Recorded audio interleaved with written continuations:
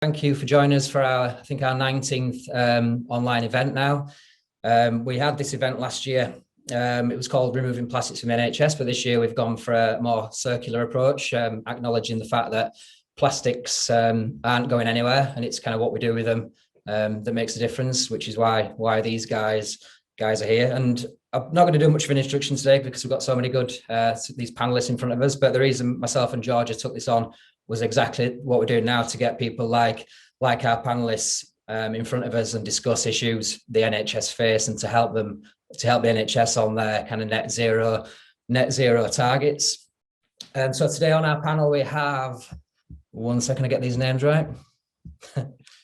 So we have Carl O'Neill, Commercial Director at SharpSmart. We have Ole Grandal Hansen, Project Manager at PVC Med Alliance. Shannon Stone, Resources and Waste Management Consultants at McDonald, and Andrea Zotinka, Circular Healthcare Project Officer at Healthcare Without Harm Europe. Before we start, just a couple of stats from me to kind of bring this into context. So the NHS creates 133,000 tonnes of plastic annually, with only 5% of it being recyclable. And the NHS spends in excess of 700 million each year on waste disposal, which obviously has a massive impact on each healthcare organisation financially, as well as carbon. So that's what we're going to look at today, and kind of areas where this can be improved, changed, and developed for the future. So without further ado, I will hand you over to Carl, who will share his presentation and talk about what they do. Over to you, Carl. Thank you, Nathan, and hello everyone.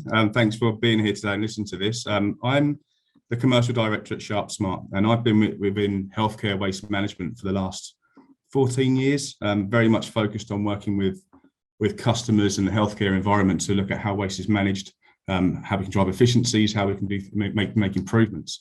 My presentation is going to talk around how we support in removing plastics, but also looking to drive better outcomes for the waste that's produced from the plastics that are produced from the healthcare setting on a day-to-day basis. So just a bit of background about SharpSmart for those people who don't know or haven't heard of us before. We actually started 36 years ago when our owner and CEO Dan Daniels saw a huge challenge and risk in how sharps were managed, needle stick injuries and so on, but also a big issue around lots of plastic containers being created, manufactured, and then just burnt or put to landfill in different countries. And this was in Australia.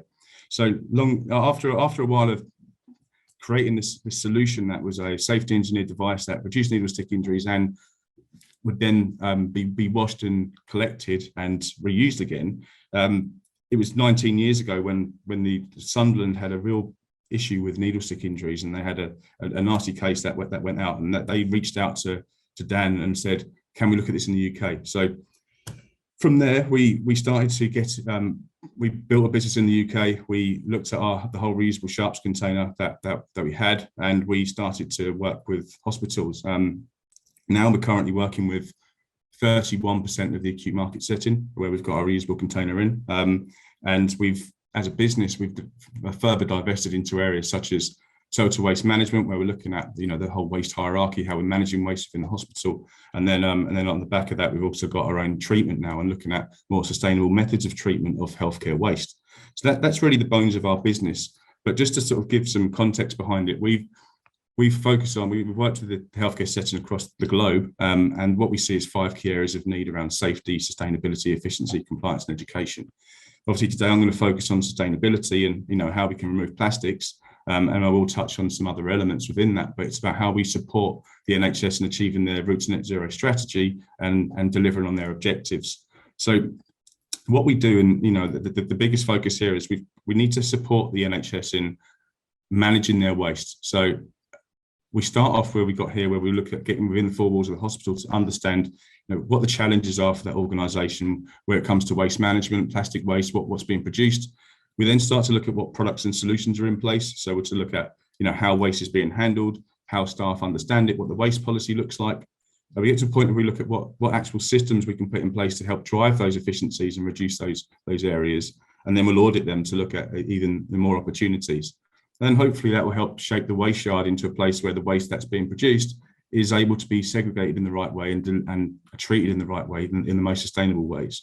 So the reason I've gone into a bit of detail around that side is because it's how we will go on to support removing plastics or improving performance of disposal. So one of the things that we like I mentioned earlier, our core product being reusable sharps container, as you see here, this completely replaces disposable containers that are being manufactured. And to the tune of, for every 100 beds, there's around 3.1 tons of plastic that's produced from sharps, just the sharps plastic itself, which equates to 11.2 tons of CO2. So just by implementing a reusable system, that's gone. That's been eliminated from there. We've got the cardboard packaging that is again not being utilised, and there's over 5,837 single-use containers that aren't manufactured. So that's 100 beds. So a typical hospital maybe 500 that we work with. So as it is for our organisation, we've that straight away, just by putting the system in, we are removing plastics from that waste stream to the tune of what I've identified there. Now, off the back of that, the element around the carbon reduction is around manufacture. This is what we've done in the last year. So the 2,000 tons of CO2e, 112 tons of waste, tons of CO2 in transportation and then disposal. So after going through a process of putting our solutions in, looking at how we can reduce plastics, whether it be plastic bags or whether it be sharp bins, the next step is we know there's still going to be plastic that does enter those streams.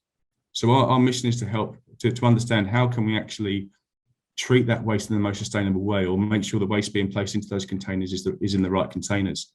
We see every day in clinical waste that's in an orange bag or in a container, there's lots of plastic that's probably not even contaminated. That's just being placed into that. That could be recycled potentially, or go down the waste to energy route with domestic waste.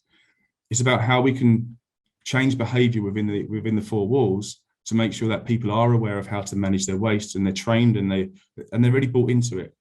Because the clinical waste at the moment it's nowhere near where it's too high. We've got so much waste being treated as incineration, as alternative treatment, whereas realistically a lot of the waste is not even contaminated or anything that needs to be treated in a certain method. So big focus around moving it up. The other section is obviously changing behaviour on site. We're actually looking at the treatment that we do in-house ourselves. So it's looking at the processes that we use for alternative treatment or infectious waste, and then the flock from the back end. So if the plastics do end up in those streams, we are going to be generating an energy recovery method, and the same with disposal of HTI incineration. So sharps waste, we're the only company in the UK where that have a non-burn technology for sharps, medicinally contaminated sharps that currently gets disposed of via the high temperature incineration, which attracts a lot of CO2e.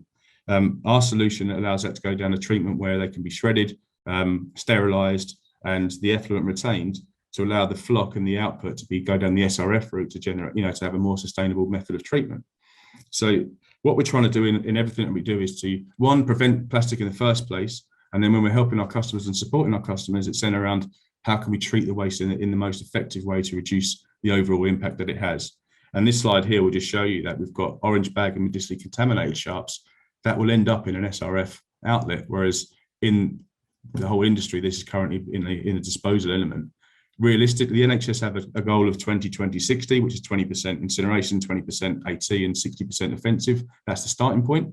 But we believe, and the NHS know this, that's probably more. HTI should only really be around the 7% ideally. And if you introduce reusables, you get to a strong point there. But you won't achieve this without a very strong focus around education, awareness, and support. And what we're trying to do as a business is to say, we'll prevent it at the start. We will look at the technologies to make sure it's treated in the best way. We'll try and change behaviour to try and get the best outcomes, and we'll try and gain the results for our approach. And from our side, we spend a lot of time on site with our customers, supporting and looking at what's in the waste, taking snapshots of the containers, the contents and whatnot. So, the big focus for us is to get to a point where we could actually support trust, looking at what items of plastic are we finding in the streams that shouldn't be in there, and could we look at the procurement methods for those streams. So we're not the experts in procurement or the items, but we can support in identifying and raising awareness of what is there.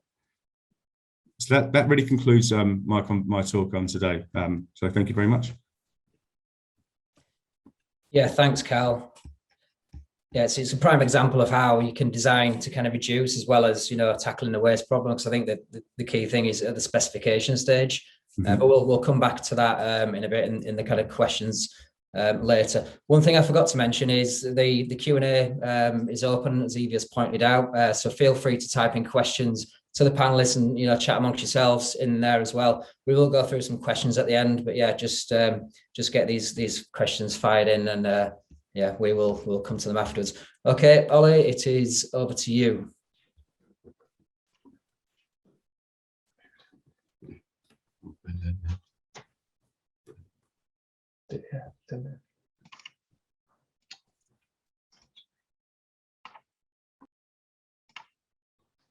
Yes, thank you for inviting me to talk about PVC and PVC recycling in hospitals. I'm project manager of the PVC Med Alliance, where we communicate everything about the use of PVC in the healthcare sector. I would like to start by showing you a very impressive, very short video which illustrates extremely well, I think, what we are talking about when we are talking about waste and plastic waste in hospitals. This is a video made by a Dutch artist who was going to surgery of a breast cancer operation, and she asked the staff to collect all the waste that was, all the plastic waste, or all the waste that was occurring during and after her operation. So it's just one single operation. So I will show the video 1 minute and 30 seconds.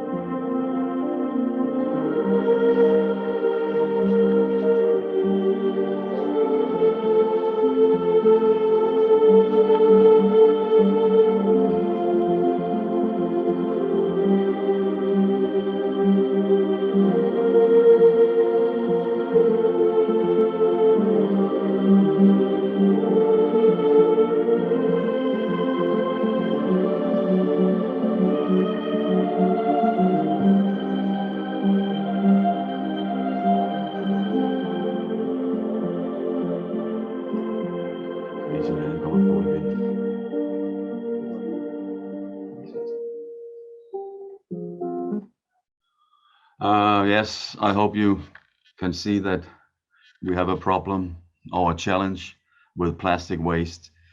What I'm going to talk about today is PVC in healthcare. Let's just see how much PVC is actually used in healthcare when we're talking about medical devices. And actually, PVC is the most used polymer in medical devices. Almost 30% of medical devices made in plastics are made of PVC, and the rest of the share, the 70% is split between 10 to 12 different polymers. So what we are arguing, and what I'm arguing for in this short presentation, is that if you want to start with recycling, you could quite well look at the biggest share of plastics, namely PVC. We have made this survey, just had finalized, and it also reveals that PVC is expected to maintain its leading role in healthcare in the years to come. You know, it's controversial material. Many hospitals are trying to get away from PVC, but PVC is here to stay according to market survey. So you might as well try to look at this fraction, even though that you are maybe a little concerned about the PVC, but I'm come back to that. If we see here where PVC actually is used in hospitals as a wide variety, ways it is used in hospitals, not only in medical devices, but also flooring, wall coverings, and mattress covers, and so on and so forth. Tubings and bags is the most used for PVC in medical devices. And why is it used? It's because it's safe, it's flexible, it's easy to process, it's chemical stable, and it can be sterilized, it's biocompatible, it's clarity and it's transparent. It's very the most transparent kind of plastic you have. It compatibility and its cost efficiency is very, very important. PVC is the most cost efficient plastic material, and it can be recycled. As I said, PVC is a controversial material, and it has been scrutinized for the last 20, 30 years. And a couple of months ago, the European Commission published a 450 pages long report on PVC in a non-toxic environment. And in this report, they actually also discuss and look at the use of PVC in medical devices. And some of the conclusions you can see here, the conclusion is that if you substitute PVC in healthcare, it is not without technical drawbacks, and healthcare costs will increase. That is, of course, very important. That I don't think that we will move in a direction where the medical devices is going to be less efficient as they are, less safe than they are today. So that is something that you have to take into consideration when you are discussing the PVC issues.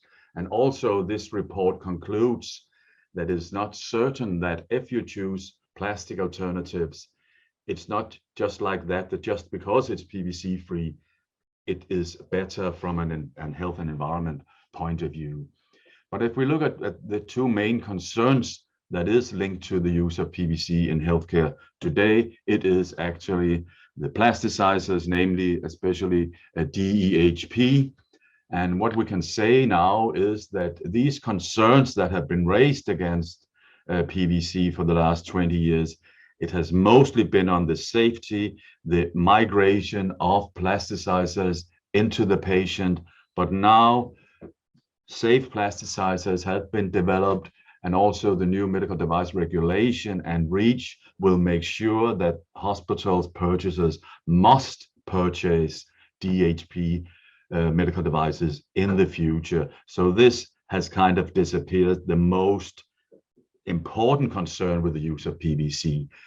And PVC is really recyclable, and that is also very important, that when you're talking about incineration of PVC, when you have its chlorine content, so that it contains chlorine, so therefore it's not so good to be incinerated, but then you can recycle it instead. But if it is if it is incinerated, there are also now solutions for how to recycle the incineration residues that occur after incineration of these. As you might know, people from hospitals here, that the recycling of PVC, recycling of medical devices had not been on top of minds because of risk of contamination. But people are now, there's been a lot of research about the safety of whether you can recycle, handle used post-patient devices, and it is actually possible. And if you recycle, you really reduce CO2 emissions. And as PVC is made of medical grade PVC raw material, you have a very high valuable recyclate coming from the PVC, which can be producing a lot of things within the healthcare sector. And actually, there are actually today 8 countries around the globe that is collecting and recycling medical PVC, medical devices made in PVC. We have Australia started almost over 10 years ago. In the UK, we have had Recommit project going on, and also in South Africa and different countries successful recycle medical PVC. And now in 2022, we have just started a new collection scheme in Belgium, where we collect PVC medical devices from 6 hospitals.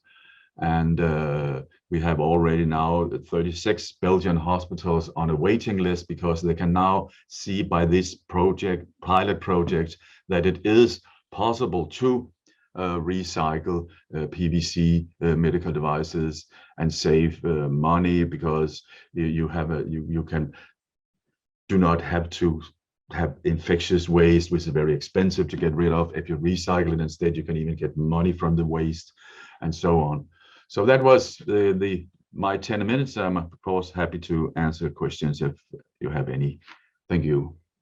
Thank you, Oles. You're getting a lot of comments on that video, and I did watch it earlier, and it's mind blowing. Just that's one operation in one hospital in the world, and you can see the kind of extent of the plastic waste problem. But as someone's commented, I think William Reimers rightly said, it's life-saving plastics, and you put that into context with non-essential plastics in everyday life. There's room for that, and if it's there to save someone's life, it serves a purpose. And if it can't be changed, it can't be changed. There's so many areas in the world that plastic can be rid of in a different way. And I've looked at some stats at the NHS buying plastic cutlery and cups. I think I've got stats here: 163 million plastic cups, 16 million pieces of plastic cutlery, and 15 million straws were purchased last year by the NHS. And you look at that, there is no need, whereas there is a need there. But if some of that can be changed, there's some of the devices that can be changed, then there's massive changes to be had. But let's say it's essential. So fantastic. We'll come back to some questions after. Great. Thank you, Ollie. Okay, Shannon, it is over to you. Thank you. I'll just get my slides ready.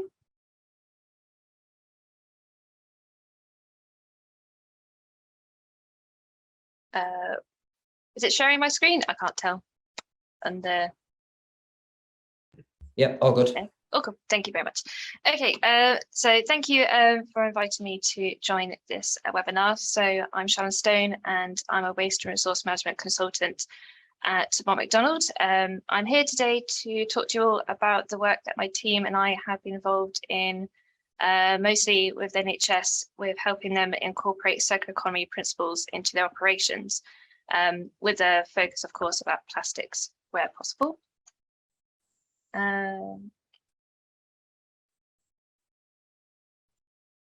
So it's a little bit slow. So I'll just quickly introduce you all to Mott MacDonald. So we are a global engineering, management and development consultancy. Our purpose is to improve society by considering social outcomes in everything we do. This is to also help transform our clients' businesses, as well as the communities that they operate in. We have over 50 years experience working in resource and waste management, and over the last couple of years, there has been more focus on our circular economy capabilities, as more businesses are growing with the emphasis that they want to reduce their consumption and retain materials as a means to reduce their costs, but as, of course, to reduce their environmental impacts, as well as diverting waste where possible away from landfill. We have on the left-hand side of the screen just a few examples of the services that we have provided to various clients that show our expertise based on the circular economy asset lifecycle. These include lifecycle assessments, supply chain management, design for manufacture and assembly, as well as providing training and education materials to support our clients and understanding circular economy and how it works with them. We have also developed our own exclusive tool known as DICE, which stands for Designing in Circular Economy. This is to facilitate workshops that we do with designers, project management, and our clients to help them find opportunities to embed circular economy principles where possible. It's also a tool that is suited for infrastructure projects, project design, but also to help our clients map improvements in operations. Circular economy for us falls under the broad term for sustainability. We always strive to help our clients to achieve the UN Sustainable Development Goals that are applicable to each project that we embark on.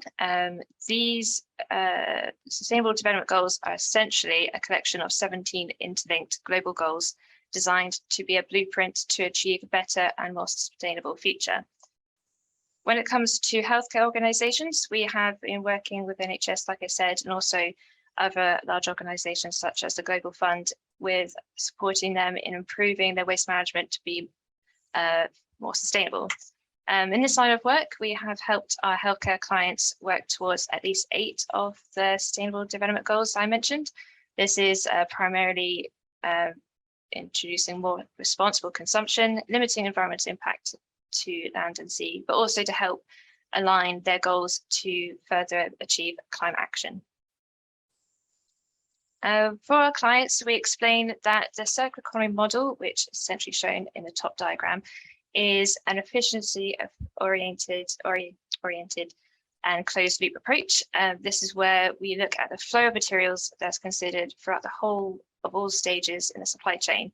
So that's going to be design, manufacture, operation and consumption, as well as end of life. The model can also be split into 2 loops. So we have the biological loop, which is mostly for the materials such as organics and reuse of water. And there's also the technical side, which is the use of materials that are originally extracted. And this is where plastics come in.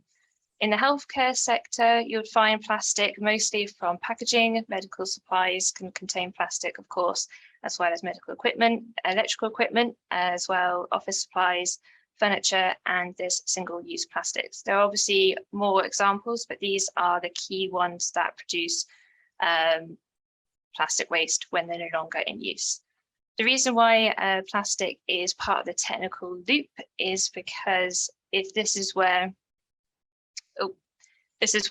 in the circular economy principles, the plastics are to be kept at the highest value at all times, and that recycling is considered to be the last option, and there's a huge emphasis on retaining products for as long as possible to keep the resources in use.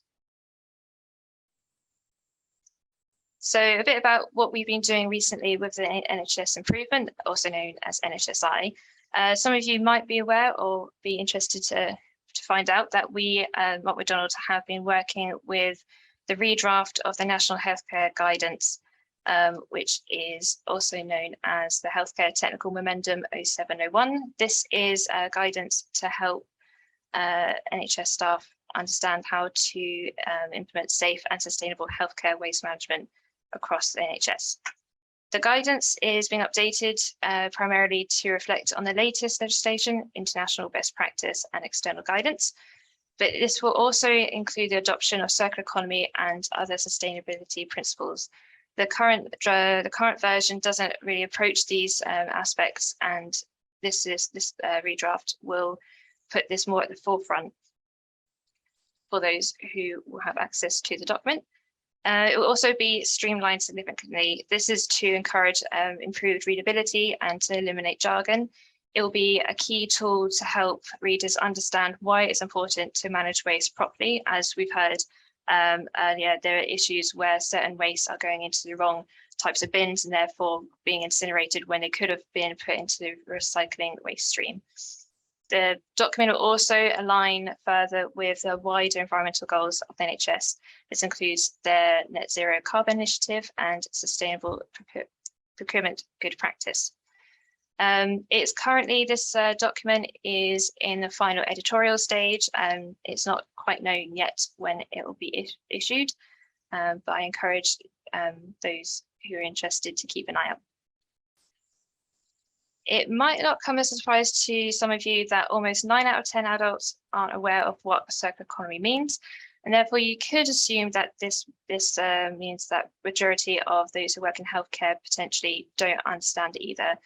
And for this is where we've helped the NHS produce training material to further introduce circular economy principles to also complement the redraft HTM. This training material that was provided broke down the circular economy model into 3 key principles. The first being design out waste and pollution. Second is keeping products and materials in use. And third is regenerate natural systems. Finally, this is just a summary slide of the key points made in the training. So in the training material under each principle, we gave practical examples that those in NHS could consider. The training was probably more focused, I guess, for those in procurement, waste managers, but it is available to everyone else who we taken part working at the NHS. And regards to plastic, when it comes to designing out plastic waste, there is emphasis on looking at plastic-free alternatives, as well as there's a push to look at reducing the single-use plastic. That could be like reusable water bottles, and also to look at, when you're looking at products before they're being purchased, to see what alternatives out there in regards to having more circularity design features. This could be manufacturers emphasize that they reduce the plastic content. Circular economy also endorses reducing the environmental impact from the production and waste management of products. Therefore, it's encouraged to have consideration to looking at products that openly express that they substitute harmful substances. So there was obviously a bit of talk earlier about plasticizers, and that maybe there'll be innovation in the future potentially to ensure that these plasticizers and other composites reduce their environmental impact where possible. When it comes to keeping products and materials in use, in regards to plastic, there was a key emphasis in the training that is important that those using various products and medical equipment, that they understand how to keep that in use for as long as possible. That is in regards to maintenance. There's also potential that NHS procurement could talk to suppliers about take back schemes, for example, maybe taking back packaging that can be reused in other deliveries. And also there was also an example where we encouraged the NHS could look into creating or finding existing networks for redistribution of products. In regards to plastic, it could be like IT, furniture, and other medical equipment. Regenerate natural systems is primarily mostly for organic waste, and therefore it doesn't particularly feature plastics in particular. But I do welcome the panel later on, and also those who have access to the chat, to consider bioplastics. It is growing in interest, but this waste stream, for example, there might be potential issues that it could contaminate certain recycled waste streams, as it's relatively new material, in my opinion. So I'll be interested to see what people think in regards to what benefits and challenges bioplastic may present to NHS or any other healthcare organisation. So we'll see how that goes later. And finally, as I was mentioned by Ollie, there's various pilot schemes that medical organisation can be involved in, and that's one part of the training. We did say that NHS could look into supporting such other pilot schemes and creating partnerships with leading circular economy organisations nationally. In the UK, we have the UK Research and Innovation. By being part of these schemes, it will help share exchanging information, sharing and learning, and potentially also build up capacity for more sustainable waste management. So finally, I just want to say that by doing redrafting the guidance and providing the training material, this will allow the NHS to identify their own opportunities to continue to reuse, redistribute, and recycle plastic products. And also it will help inform their sustainable procurement practices. It's been a pleasure working with the NHS, and we continue to do so. And Mott MacDonald always enjoy working with our clients to help them embrace circularity. That's it for me. Thank you very much. Thank you, Shannon. Great presentation. And I think you've highlighted there that Carl did, the designing out the waste in the first place. If going back to Ollie's video, if that can be designed out, somebody quite rightly commented about my comment about, it's essential plastic, but if that can be redesigned at source, so that can be then, recycled and taken away, the problems will be eliminated. It's very much about education as well. It's a minefield. I know I work in print and signage, and it's a minefield for us, and that's quite simple. Where with the NHS and all the clinical waste and everything that comes with it, it has to be a minefield. So understanding that, the NHS staff go to work for a reason, for healthcare, to look after people. So to be able to have to understand the recycling process as well, it's a job in its own. And many of these sustainability kind of officers and managers in the trust they're almost on their own, and they're fighting a battle to understand, which again is why we're here. And yeah, there's a few questions about information and that is why we're here, myself, George, and the team, to get in touch with us and help,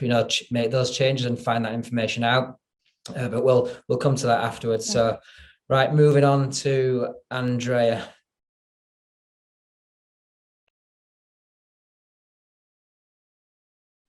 Okay, can you hear me? Is it fine?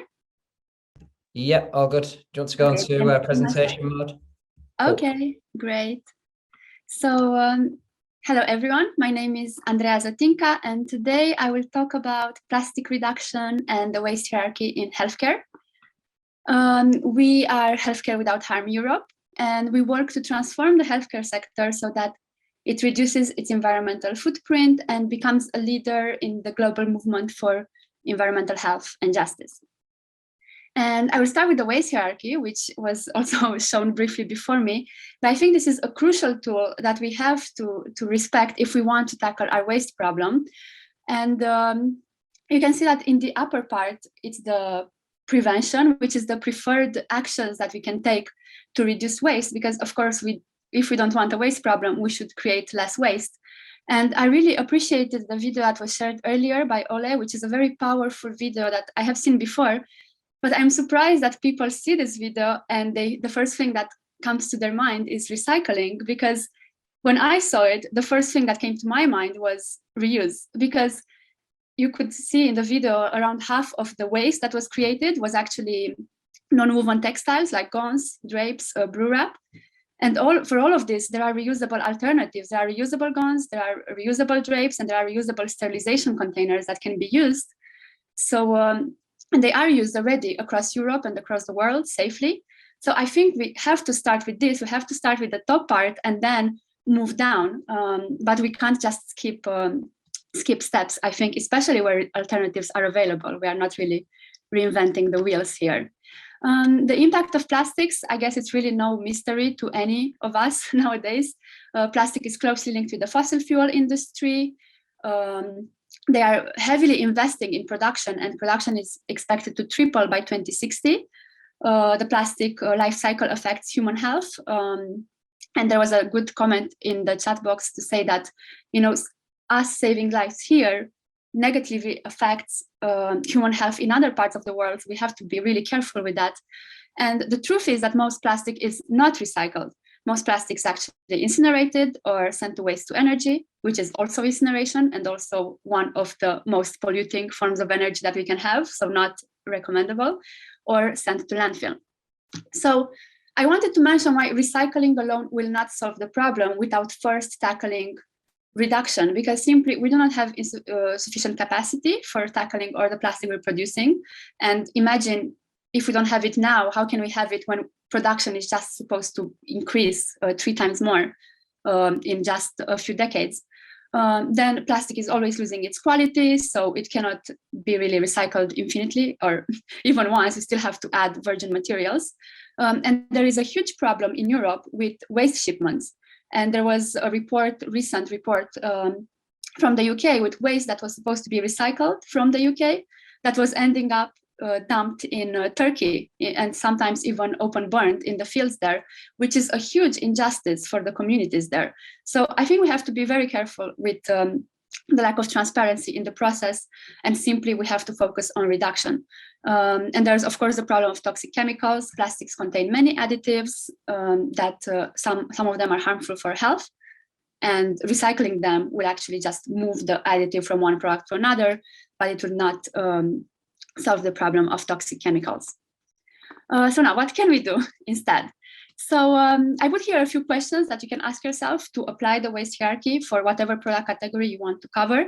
But I also added one more thing, which is crucial, and this is replacing harmful products containing harmful chemicals with safer alternatives. And we have released a phase-out list for chemicals of concern, and you can check it out. It can guide your procurement to go towards a more toxic-free path. And this can be done whether or not you're applying the waste hierarchy. At whatever step, any harmful materials and chemicals should be phased out. As we we all know, I guess there are many problematic chemicals in plastics. Patients are exposed to them through medical plastics, and infants and children are particularly vulnerable at a crucial moment in their lives. And a recent study that was done in Belgium last year showed that newborns in intensive care units were exposed to DHP above, like very high above tolerable daily intake. And it's crazy when we think the crucial moment they are at in their lives. On replacing toxic products, now there is a EU chemicals restriction roadmap. And I'm mentioning this because I assume that it can also influence the products that are used in the UK quite a lot. And the EU is planning to restrict some key chemicals such as bisphenols or flame retardants, PFAS, as well as key harmful materials like PVC. And we want to make sure that healthcare will not get like a blanket exemption for everything just because it's healthcare, because we know that alternatives are available in many cases. And we know that the chemicals or the materials are harming the patients and the environment, so they need to be replaced. So in the case of PVC specifically, many hospitals in Europe, especially in Nordic countries, are phasing down PVC with great success. And there are trusts in Norway that have managed to replace almost all of their PVC products with alternatives. So we know they are available. And I left here a little list of some things for which alternatives are readily available. And I think gloves are an easy place to start to replace PVC gloves with nitrile ones. And there are many more things. And it's important here for healthcare organizations to kind of unite across UK, across Europe, and ask for the same things, because this will bring more leverage and this will lower the costs. Because of course cost is a problem that we all think of, but we have to also think about the protection of the patients and the protection of the environment, because there were many harmful chemicals that were phased out before. Maybe it brought some cost at the beginning, but on the long term, it brought a lot more benefit for society as a whole. And I think this is really a key look at phase out harmful products rather than recycling them. So I have left some links with our position paper on PVC and also an article relating to the chemicals restriction roadmap. So now moving on from phasing out harmful chemicals, going to how we can apply the waste hierarchy. Well, the first question to ask is, how can plastic be avoided in the first place? And in healthcare, there are a lot of items that are being wasted without them being used even, which of course is a huge waste of resources, money. And this is often happening, for example, in custom packs, where they are made for a specific operation, but then they contain many items that are never used. And people open the custom pack and they use one thing and then throw everything else. And here we see a great opportunity to monitor practices, to optimize practices and ensure that only items that are needed are included in these packs. There are opportunities to improve packaging to minimize waste, for example, with gloves or wipes falling on the ground, and then they have to be thrown away. So again, it's an opportunity to discuss with suppliers to improve the product packaging. But there's also a lot that can be done to reduce any unnecessary use that might happen. And there's a great example that, since you're in the UK, many of you might know, of unnecessary gloves reduction in Great Ormond Street Hospital. They have had amazing results. And this was done by educating staff on when gloves are needed and when they are not, and on good hand hygiene practices. And they did not have a higher risk of infection coming with it. They only had advantages. So they saved a lot of waste. They saved a lot of money. So this is a great example of being a bit critical of the daily practice, let's say, stepping a bit outside and doing it with this objective eye to see how it can be improved, where single-use plastic is necessary and when not really. As I mentioned, there is a huge potential for reuse and reprocessing in healthcare. So I have only mentioned the example of textiles earlier, for which there are reusable alternatives. There are many studies that have shown that reuse brings a lower footprint for the environment, especially here in Europe. It can also improve resilience, thinking of the beginning of the pandemic, when there were quite big problems because of our reliance on a steady flow of single-use items, which I think would have been better if we had some stocks of reusable items. We would have been better prepared. And there can also be potential cost reduction. And for reprocessing, for example, there can be quite huge cost reduction as well, since reprocessing is for more complex and more expensive items. Here are a few things that can be reused, but there are so many more. And also, as mentioned by other speakers, non-medical items like food contact materials are also quite a potential to switch to reusables. I also encourage you to raise awareness, both within your facility and within your communities. On the left, was a campaign in Sweden in which they were encouraging staff to use reusable scrubs, because staff were thinking that single-use were safer, they were more cheaper, and more environmentally friendly, actually. But there was a communication campaign to prove that the single-use were actually more expensive. They did not bring any infection prevention benefits, and they, of course, were not better for the environment. So they did this campaign in a more playful way, with superheroes and more fun, which is a great way to attract attention. And also, healthcare can play a huge role within their communities to educate their communities on plastic reduction. And here I put the example of a hospital in Spain, which educated new parents on how to store breast milk and infant food in glass instead of plastic containers, again, to reduce exposure to this very vulnerable group of people. And there are some projects in France as well, again, to protect the babies in the first 1,000 days of their lives, which are the most crucial, again, by reducing exposure to plastics and to other harmful chemicals. And I might not have enough time to go through this. Recycling can still play a role, but it doesn't have to be the first step that we go to. After we do everything else, we can look at recycling, but it's very important that the process is transparent, that the waste is properly segregated, that there's no harmful chemicals in the original process, and that we know what's happening, that it's not just lost and sent away in another country and kind of put on the shoulders of other people. And I left here some links because, of course, I did not have time to cover everything, but you can check out our publication on plastics, our project website with more resources, and we also have a best practice list with case studies on plastic reduction. Thank you so much for having me. Thanks, Andrea. Another fantastic presentation there.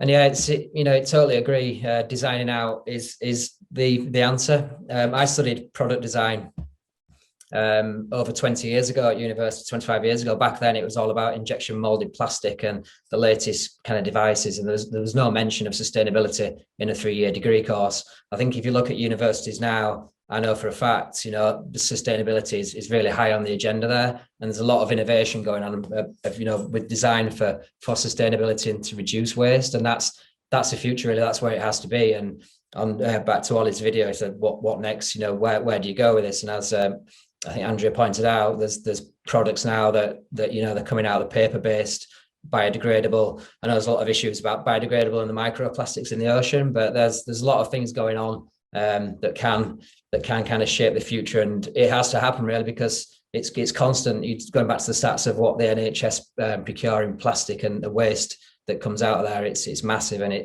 to me it's more worrying than the CO2 issue. Because we kind of know what we're doing with CO2. We know what to do. As plastic, it's still in its infancy, and I think the problem now is kind of coming to light.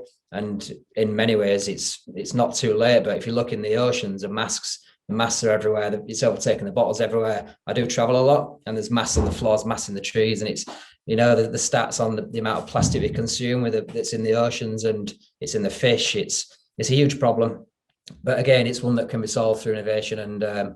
I think collaboration from what everyone's doing out there. So a few questions, a lot for Ollie here. So Ollie, how do we stop secondary contamination of the medical PVC recycling, where the mixture of plasticizer are containing PVC with safe PVC to produce a contaminated recycled material?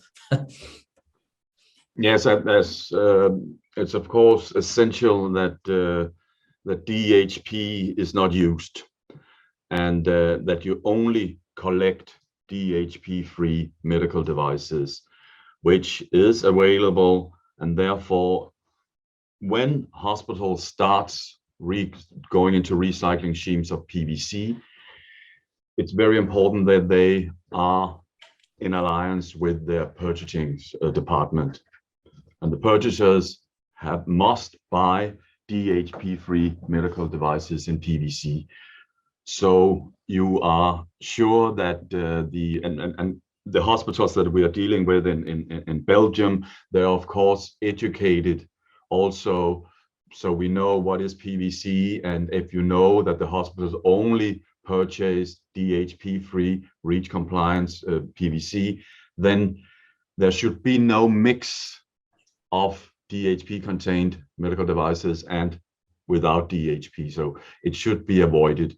And as I said in my presentation, according to the medical device regulation and also REACH regulation, within a very few years, DHP will be totally out. And as we know, the shelf life of medical devices in hospitals is quite short. So DHP will eventually disappear. So this contamination will disappear. But first of all, it's very important to be in alliance with the purchasing department, so they purchase DHP devices, so the hospitals, the nurses who's taking care of the collection knows that these oxygen masks, we know they are free of DHP. So it's, and these tubings, we know that they're free of DHP. So, and we also know that under development or close to have pistols to identify whether or not these devices contain DHP or not. But of course, at the moment, they might be expensive to have such identification tools to see whether the PVC contains DHP or not. But it's important that the purchasers make sure that they buy DHP-free devices, which are available for all devices except for blood bags. Yeah, and is that, do you think that's clear at the point of purchase for the procurement? You know, is it, again, going back to like education, it's understanding to procure that product and having an understanding of why. I guess it's that's for down to the procurement of the NHS, I guess. Yeah. Okay, thank you. Yeah, another one, a question from Lamastra. Why has PVC disappeared as packaging material? Because it can be used as a single layer instead of now the abundant use of multi-layer films, which cannot be recycled. That's a good question, because as we see, there is a lot of hospitals, and we know that very well. And we also heard that from Healthcare Without Harm wants people to avoid PVC. But the funny thing is that when you avoid PVC, you normally shift to multi-layer materials, multi-layer plastic materials that is extremely difficult to recycle. So you exclude yourself from recycling if you get rid of the PVC, especially for containers. So it's a really big dilemma here to see whether we will go for circular economy, or if we choose not to use PVC, then we go for multi-layer. Most of the alternatives are multi-layer, and PVC can really be, the recyclate from PVC is really high valuable recyclate. So so it's a very important discussion point, this one. Yeah. No, fair point. I guess maybe a cost implication as well. And recycling on this call, this talk has had a bit of stick, and we know it's not the the best solution. It was fourth on Carl's or fifth on Carl's presentation. But if you look at companies like, we had Automedi on a webinar earlier this year, and they're kind of leading the way in 3D print. They're actually taking plastic waste and putting into 3D print. So from that, they're then making components for machines, glasses, things like that, something useful, and it can be recycled infinitely. So a lot of people think that recycling, it just means it's going to be a plant pot, and then what it's going to be in tarmac. I don't know if anybody saw the recycling of nappies the other night on TV over in the UK. That was an interesting one. They recycling nappies to make tarmac. But yeah, there's a lot going on in the world of recycling, and although it is a kind of the last area before incineration, I think the 3D print side of things is important, and that's where you can look at the design and specification of tools. Can this be used, and can it be circular within that? I think it's very important that's mentioned. Just on the education side, Carl, you mentioned that's quite important to what you guys are doing. How do you find that easy? Is it an easy process? I know it can be educating staff. Again, back to my company, I've got like 26. It's difficult enough, let alone educating the entire staff of the NHS. How do you find that? I mean, the thing is, it's very challenging because you've got, I mean, these staff have got such important jobs to do and they're so busy. And, you know, if they're not aware of how the waste policy is, or, you know, where bins are located, or what items can be recycled, or where waste needs to go, they need to make quick decisions. So it's a whole blended learning approach of, you know, mapping out the area that the staff work in, understanding, you know, how it could be laid out in the easiest way to actually allow them to you know, disrupt behavior and actually place waste in the right areas. Yeah. So, you know, it's a case you need a mix of visual aids, e-learning, face-to-face training. It's an ongoing continuous improvement. So that's why we have to put so much resource into being there, present and supporting. Certainly not easy. So, but it's you really need people's buy-in. But you've got to make it hard for them to fail to do it. I think that's the challenge, and that's the thing you need to do. Yeah, and it's just always got me, you know, the time. You'd like to say that they're there. And I've got friends in the NHS, you know, the 15, 16 hour days looking after patients. So how are they going to find time and even care about sustainability when they're so busy in, you know, doing what they're doing day to day? It's a challenge, but it's important. I think it should be almost brought in, you know, set time aside for brief education. I know I saw Andrea on her slide had it very visual there. So it's kind of, you don't have to really sit down and listen to a presentation. It's almost you know, just to kind of take note of on the wall or as a display, and kind of simple messaging to get the across. And segregating the waste is, you know, is huge, and what goes where. And if it doesn't go, if it gets mixed, you know, I know some of the recyclers can separate it, but yeah, it's a tough one. We're nearly out of time now. So yeah, we've had a few more questions on the chat, but we're going to have to wind it up, I'm afraid. So I'm just going to finish off by thanking, first of all, you guys. You've been fantastic, brilliant presentations. Everything this webinar is recorded by Evie and the team. So anybody who wants to rewatch it, and equally, everyone get in touch with these guys. If you have any questions, either get in touch with us or connect on LinkedIn direct with these guys. Clearly there's a lot to talk about, and it could go on forever, and it's an ongoing thing. Which is, I'd say, quite a challenge. From our point of view, at Sustainability Partnerships, we have a lot going on this year, more events yet to be penciled in, so keep your eye out for that. There's also the awards, which have just gone live today. So from both the procurement and NHS side, we have those going live. So please do enter and take a look at that. And yeah, I think that is it from me. And again, thank you very much. Really insightful stuff, and you're doing great jobs in everything that you're doing. So keep it up, and thank you. Right. Thank you. Cool. Take care. Yep. Thank you, everyone. See you all.